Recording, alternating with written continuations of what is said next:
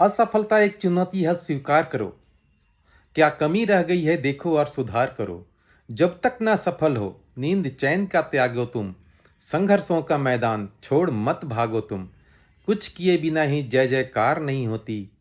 कोशिश करने वालों की कभी हार नहीं होती। हरिवंश राय बच्चन का यह लिखा हुआ पंक्ति हर एक व्यक्ति को याद रखना चाहिए। और मैं समझता हूँ कि हर एक व्यक्ति कभी न कभी इस पंक्ति को जरूर सुना होगा। तो इस पंक्ति के अर्थ ही होता है कि अगर कोई भी काम, कोई भी मिशन में आप लगे हुए हो, तो हो सकता है कि आपको कुछ उसमें गलतियां हो रही हो और आप असफल हो। हालांकि जिस काम में आप लगे हैं उसमें कोई गलती होने का चांस नहीं है अगर आप सही तरीके से कर रहे हैं तो।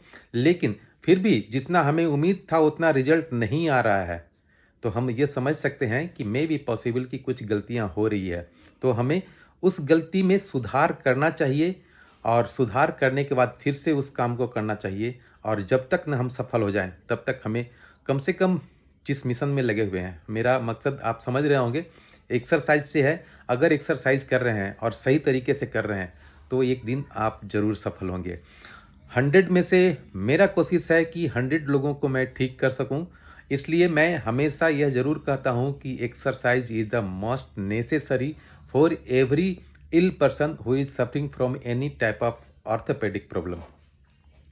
सो मैं समझता हूं कि आप भी अगर कुछ गलतियां कर रहे हैं तो थोड़ा सा उससे कम करें, थोड़ा सा सुधार लें और मिशन में लग जाएं। और जब तक ना सफल हों तब तक उसे कंप्लीट किए बिना ही हम उसे नहीं छोड़ेंगे। और कंप्लीट जब हो जाता है ना तो फिर लोग सब आपको धन्यवाद भी देते हैं, आपको बधाई भी देते हैं। ठीक है। उम्मीद है ये सफलता, उम्मीद है ये पंक्ति से आपको भी बहुत अच्छा मोटिवेशन मिला होगा। आप मेहनत करें और हमेशा के लिए ठीक हो जाएं। धन्यवाद।